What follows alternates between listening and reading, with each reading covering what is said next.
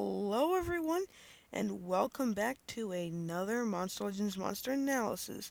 Today I'll be talking about Dino Volator. Now before I go into this video, I'm going to be talking about requests for Monster Analysis. So, of course, I'm going to be doing a request like it says, but there's only one thing about requesting. Now there is a catch to requesting, and that is if I like the monster as a monster. Now, of course, I will do monsters even if they're bad, like monsters stat-wise and skill-wise, but if I dislike the monster as a monster, I will not do a video on it. But I will acknowledge that monsters that I don't like are good. They aren't all bad. Most of the time they're actually really good monsters. So I just want to acknowledge I'm not going to be doing monsters I dislike as monsters, but I will still do monsters that I don't think are good stat-wise. Okay, now that that's out of the way, let's go to this analysis right here.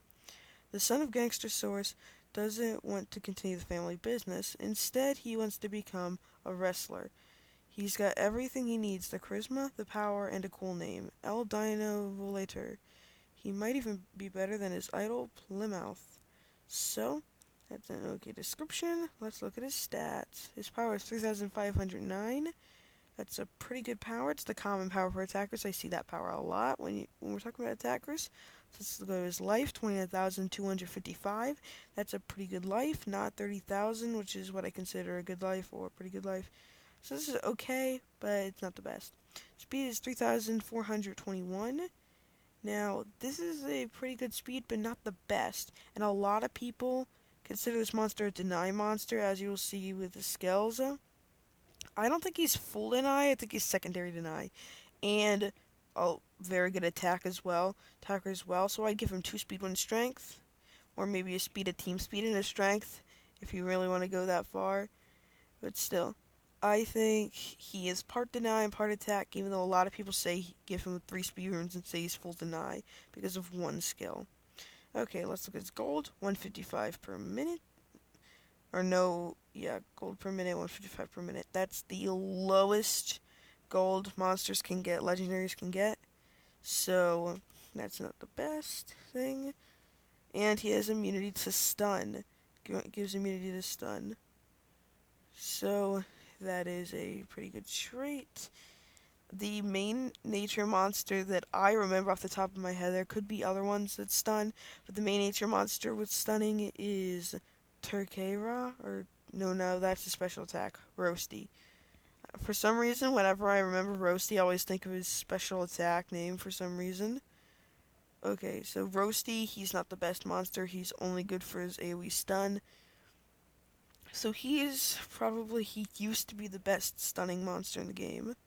So now we have El Dino Finisher, deals moderate special damage to all enemies. Also, I didn't mean Roasty was the best all enemy stunner in the game, I meant he was the best all enemy stunning nature monster. Okay, sorry for that mix up. Okay, back to the special attack. It's 75 damage to all enemies. This is a really good attack special, definitely good with that strength rune. Can take out at least 1 monster. So definitely a really good special. Maybe all of them if you give them 2 strength runes. Or even 3. You might want to give him that. But still. His first attack is Dino Stunner. Deals moderate magic damage, 50% chance of stunning target. That's a pretty good skill. Hora Karana deals moderate nature damage, 50% chance of dazing target. Not really that good, but if you're in skills group 1, that's good. Maroma Mortal heals by 30%. That's a good skill, self-skill. And now he has a skill, Monster Slam. Deals heavy magic damage, may stun target, requires cooldown.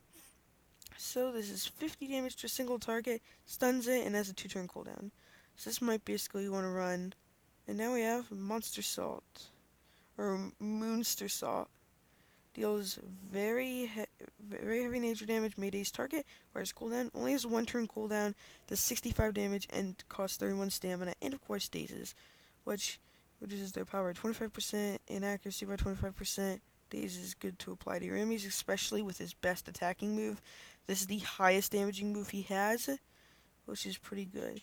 His next skill is Plymouth Submission, which is heals by 25%, and may apply damage boost to ally. It's actually himself, not to an ally. So, self skill, that's part kind of immunity to possession. So, that's pretty good. I actually don't think I'd recommend this because there is a better version of this in Skills Group 3 from what I remember. Now we have Monster's Surplus. Deals moderate magic damage to all enemies, may stun all targets. A lot of people are considering this, like, give him 3 speed runes because he's an AoE stun. Now, I know AoE stun's a big deal in the nature category from what I remember, but his speed isn't too great, and I definitely do not think that's his main purpose. I would say he's a secondary denier, 2 speed, 1 strength, or maybe you might want to do 3 speed. I'm not against that, but I'd recommend 2 speed, 1 strength. You might even want to do 2 strength on speed, because he's definitely a good attacker. Now we have Plancha Splash. Deals moderate nature damage to all enemies, may daze all targets, requires cooldown. Also, before I continue, Monster Surplus is a skill you want to run, no matter what build you do. So, back to the other thing. Plancha Splash, moderate AoE daze. It's the AoE form of Monster Salt, or Moonster Salt. So now, La Volorda Special. It gains immunity to freeze, may give double damage to ally. Now, it's actually to himself, so this is really, really good. Now, I was actually considering him, like, he actually has a higher damage skill than Dartmouth, but Dartmouth's better than him because he has a skill that gives himself double damage, so he can actually do more damage.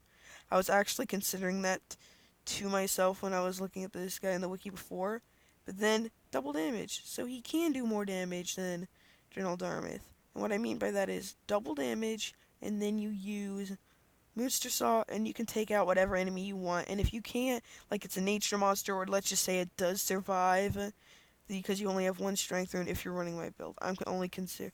So if you're running my build, you only have 1 strength rune. You might not take out the enemy. You're not going to take it out if it's a nature type, and then it'll daze it. So at least it'll have that daze just in case it does survive. So that's pretty good. So yeah, this is definitely a skill I want to run. You want to run also immunity to freeze. This is really good, especially in Water Wars. You also want to watch out for Krampus. He's definitely a common freezer. And there might be some nature types with freeze skills coming in the future or that are already here, so that could be good. So, what skills I recommend are La Volorda Special, Plancha Splash, Monster Surplus, all of Skills Group 3. Actually, yeah, all of Skills Group 3 and one of these skills, and Monster Saw. Now, of course, you could say other skills are good. Now, you could replace Plancha Splash, Plancha Splash with Polema Submission for that 25% heal, or maybe even Immortal for that 30% heal, or maybe you just want a secondary stun skill, so you can just do Surplus, Splash, and then Monster Slam for the stun. So you could have 2 stun skills, which would be a good strategy to have.